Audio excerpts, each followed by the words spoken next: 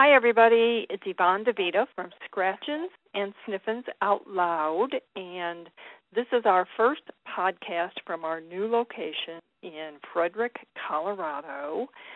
Regular readers of the blog will know that we brought Wavy Wibby, our kitty, with us, and we moved to Colorado. And so we are in the same time zone now as Dr. Larry. And I have Dr. Larry and Dr. Grace with me today, and we're going to talk about senior cat. So, Dr. Larry, can you start us off with a definition of what a senior cat is? Well, Yvonne, that definition is a little, it's interesting. It's a little debatable. Our last cat, Patty Paws, lived to be to the ripe old age of 18. But if you look at a lot of senior cat foods, for instance, in the pet store or the grocery store, they'll list an age of 7 as the start of a senior cat. And I think that definition has changed a bit. I think Grace might have a little more detailed information on what we mean by senior. Yeah, I have a table here that I think is sort of interesting, and part of the change might be that cats are living longer. But according to this table, a cat at 7 to 10 years is equivalent to like a middle-aged human of the age of 44 to 56. And then a cat that is 11 to 14 is truly a senior cat and equivalent to a human of 60 to 72 years of age. And then geriatric is 15 years or older, and that would be equivalent to a human 76 years or older. Wow, my cat's 17, so she's geriatric, right? She's definitely geriatric, yes. So let's talk about that. The age differences are very interesting and, as a pet mom, confusing. So, Larry, thank you for having Grace tell us a little bit more about those.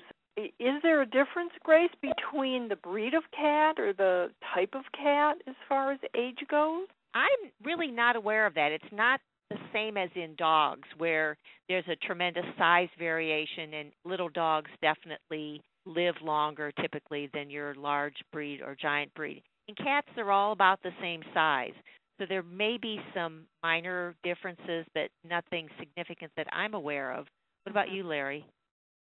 No, I think you're right. I think, most cats are 10 pounds unless proven otherwise, with a couple of exceptions. But, what about Maine Coon? What about Maine Coon cats? Those are huge cats. That's one exception. But I still think Maine Coon, the life expectancy of a Maine Coon cat can be 15, 16, 17 years of age. Wow, okay. Yeah, so a 7-year-old cat, I think, is a middle-aged cat. And I think we're going to talk about diet later on. But as your cat ages, there are certain things that you should be aware of.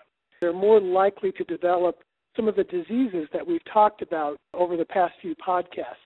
Middle-aged, older cats are more likely to develop something like chronic renal failure. So it's important that starting at age 7, and probably starting before that, but at least by age 7, a good program would be to have at least an annual physical examination for your cat, which would include some blood work and urinalysis, so you can monitor the functioning and the condition of the internal organs. So you can really kind of catch something like kidney disease at a very early stage. Do you agree with that, Grace? Yes, I do. And one thing is, as a cat ages, just like you said, it's more important than ever to bring them into your veterinarian for regular checkups. And it's not as easy to bring a cat in. They don't typically hop in the car and wag their tail and want to go for a ride. So a lot of owners, stay away from that and think, oh, my cat looks okay. But the cats are masters at hiding problems, and it's really, really important to take them in for regular checkups. Yeah, and as they get into that 10, 12, 13-year category, some veterinarians, in fact, the American Animal Hospital Association, recommends that cats get physical exams twice a year. And I think there's some good logic behind that. They're even more likely to develop a chronic disease problem. And, if you think about it, we get annual physical exams, but a year to a cat is more like 5 or 6 years to a person. So certainly an exam every 6 months or so is not too much for a cat at that age. Right. Yvonne, another watch out for cat owners is what signaled us to go in every year to get our cats examined was we would get a note from the veterinarian saying that it's time to revaccinate. Now, a lot of feline vaccines, the duration of immunity is up to 3 years. And cat owners, I worry that they fall into the trap of thinking, well, I don't need to go in every year now. I'll just go in when we need the vaccination. That can be a trap that some cat owners can fall into, and they need to, even if they don't need to get a vaccination, they should get that annual physical exam. Right, and most places send out a reminder, at least we did, once a year at least, to pet owners to let them know that their cat was due for a physical and a vaccine. Now, cats, of course, like dogs, have to have the rabies vaccine regardless, and I think most states have a 3-year limit on that. Is that true? I think most do. I think so. Some states, I think, and some localities within the state, like, there are certain city ordinances and county ordinances that may be less than 3 years. In fact, they may be every year. The only way to really know for sure is to, ask your veterinarian. They should be aware of the local regulations.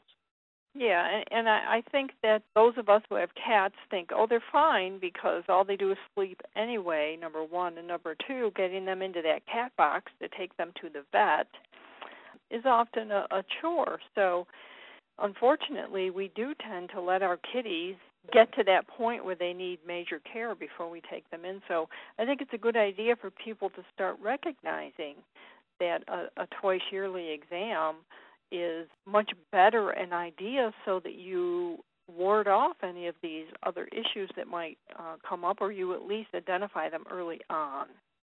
Definitely. And look for little things in your cat. Don't wait for them to stop eating. But if they're just maybe not as sociable as they used to be or hide a little bit more, little changes can be very significant in a cat. Yeah, it's interesting that those pet parents who allow their cats outdoors, and Dr. and Larry and I have both written about this numerous times, we believe they should keep cats indoors, but if you do allow your cat outdoors, they are susceptible to a lot of dangerous accidents and being chased by dogs, and even cat fights where they might get an abscess that could go unnoticed for a couple of weeks and cause a bad infection. So my recommendation, along with yours, is to pay attention to your cat's behavior, give them a good petting and brushing and whatnot, and take them in twice a year. So that's a good way to make sure you're keeping up on the health and welfare of your kitty cat as far as looking at them as hopefully living to be 17, 18, 19, even 20. I've known cats to live to be 22 years old. One thing we didn't touch upon is weather. I mean, people don't tolerate cold weather, let's say, as well when they're old. Do cats react the same way? I mean, here I am in Colorado. It's a little cold today. I'm cold. I wonder if she's cold. And you mean you're even inside you're cold? Mm-hmm. Yeah.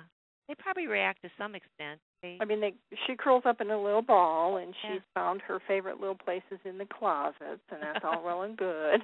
But I'm wondering if I should be keeping the house at a certain temperature, or those things I should talk to my vet about when I take her in. I think you can keep it at a temperature that's comfortable for you, and she'll do fine. Okay, well, that's good. She's like my old cat. She'll wander around the house looking for the window where the sun is shining in, and she'll lay there. She does. She does do that. And sometimes, even in the summer when it's really hot, she finds that window where the sun's coming in, and she's got to lay in it. So absolutely, she does that. So I think we covered quite a bit of information today on senior cats. And we'll sign off now from Scratchins and Sniffins Out Loud, and we will talk with Dr. Larry and Dr. Grace again very soon. Thanks to both of you. Okay, thanks, guys. Bye-bye. Bye-bye.